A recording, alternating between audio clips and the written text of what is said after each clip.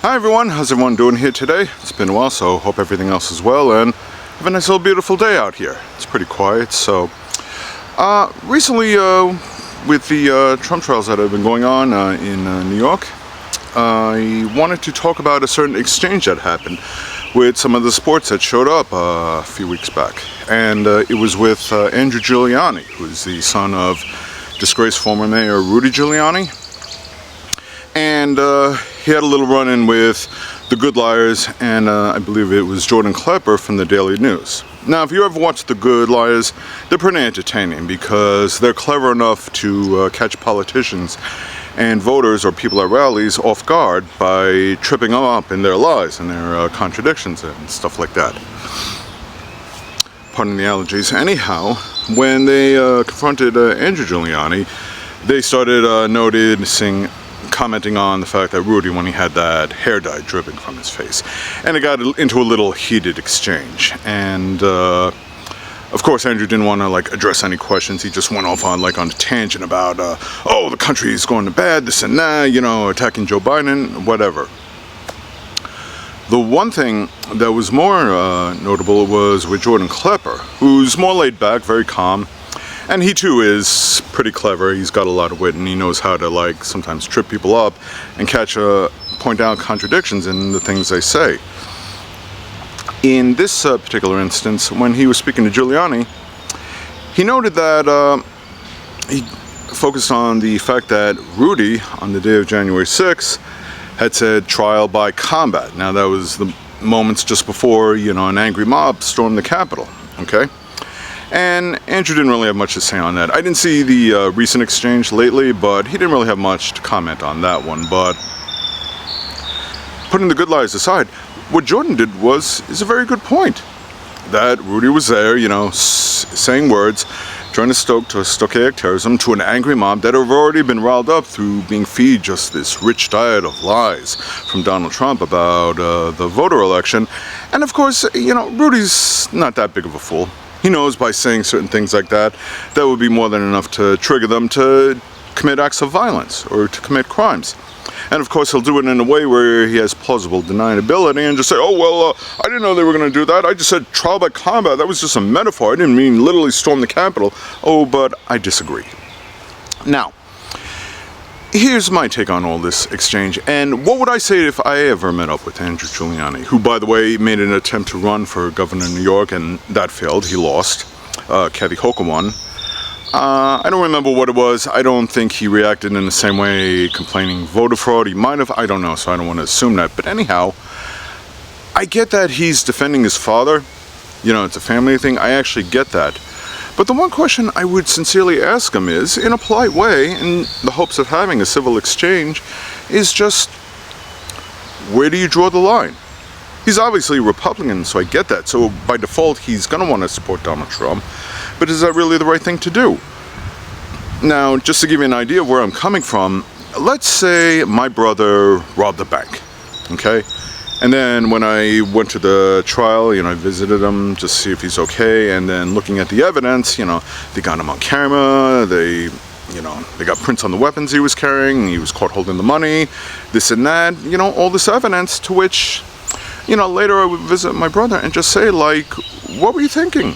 Not try and be so much like this, but at the same time be like, what were you thinking? If you were that hard up for money, why didn't you just come to me?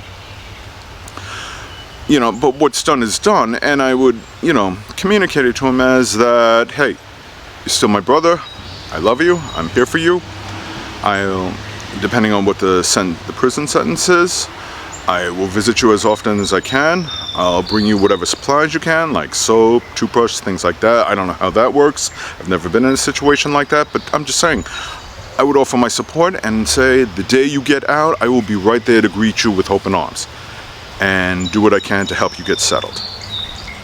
But as far as the crime goes, I can't look at that and say, oh no, they made a mistake. It's like, the evidence is there, I'm seeing it. You committed the crime. I would say you really made a mistake there. But, I don't want to judge. I want to help you get back on your feet. And if it ever got to a point where he was constantly breaking the law, as soon as he got out, he did something else, sooner or later, as painful as it would be, as emotionally heartbreaking it would be, I would probably have to make a choice where I say I have to cut him off. I've never had that so much to an extreme with a family member. I have had that with friends, not at a level of law breaking and stuff like that, but I've had friends who have become absolutely toxic, and they're very narcissistic, very self-centered. The only time I get a phone call is when they need a favor, or it's always complaining about something, and the minute I don't measure up to that degree of service that they demand, they're like, oh, you're not a good friend, this and that, and they're always hitting me up for money, they're always in debt. And I get to a point where I say, you know what, I'm drawing the line. This is where it ends. And I just cut them off. I stopped talking to them. It happened on 2 different occasions.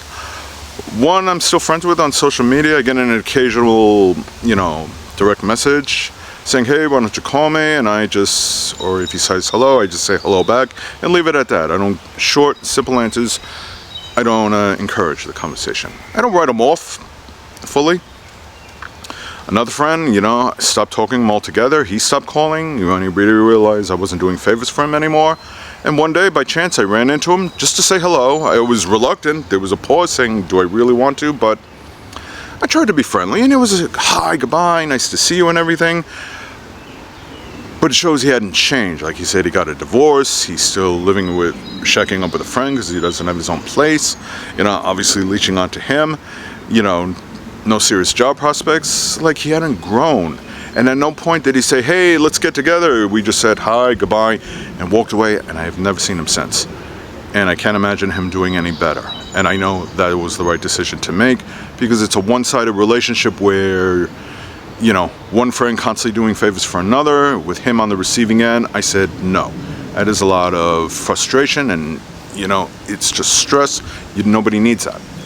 If you got people like that in your life, friends or family, you got to cut them off. Not to get off topic, but that's kind of the point I would make to Andrew, saying, I get that he's your father and everything, and that you're supporting him, but you got to realize he made a choice. Let's look at the facts. He used to be a former New York City mayor. He had a pretty solid reputation, as far as being a leader and, his patriotism and everything, especially during 9/11, how he, gave speeches and stuff and inspired a certain degree of hope and, trying to rebuild and all that other stuff. Tried to run for president, that didn't work out. Hey, it happens. But then he jumps on the MAGA train and starts going off on all these voter lies and everything, to the point where his reputation is permanently tarnished. He lost his degree to practice law in the state of New York. Last time I heard, he was being sued for liability, because of Dominion. And that I'm not 100% sure on. But look what happened with Fox, because of what he did, and Jenna Ellis, and I'm always blanking on her name. Anyhow, the other lawyer. They too, have been pretty quiet lately, because they're facing legal repercussions. And to the point now also, he's just a mockery. A thing with the hair dye and everything, to doing on Cameo and doing stupid impressions, and just the way he behaves on news, where he's only the most comfortable when he's on Fox, because they're more than happy to some degree, keep feeding his lie, keep allowing him to spew some lies. Although lately you don't see him doing that either. And it's like, all for what? Donald Trump, to my knowledge, has not paid him for any of his legal services. He's all pro bono. Something tells me I don't think Giuliani had that in mind. Trump's not going to reimburse him or anything like that. Maybe he'll give him a kind word or two, but for the most part, he just was a total fall from grace. And I would say to myself, I understand you're going to still support him because you're dead, but at one point, where do you draw the line? Where you just say to him, if I was in his shoes, I'd just be like, Dad, I love you, I'm here for you, I'm going to support you, but this whole Trump MAGA thing, I can't do it. I just can't go out there and defend this guy.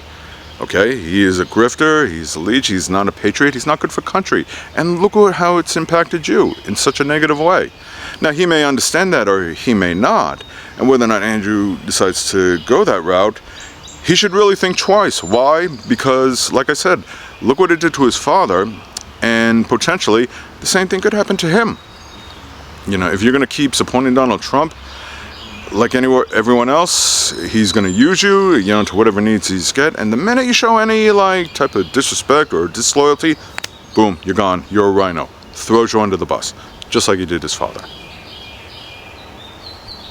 Again, he has a choice to make. Not just him. Look at other people, like Terry Lake, who's just become a total mockery. Mike Lindell, you know, he was a guy who had a crack addict who got over that, which would have been a good inspiring story because he became an entrepreneur with this My Pillow. I don't know about the product itself, but he had a pretty thriving business and a pretty good amount of money racked up and a reputation of overcoming his addiction, and instead he gets addicted to Trump, and look what that does.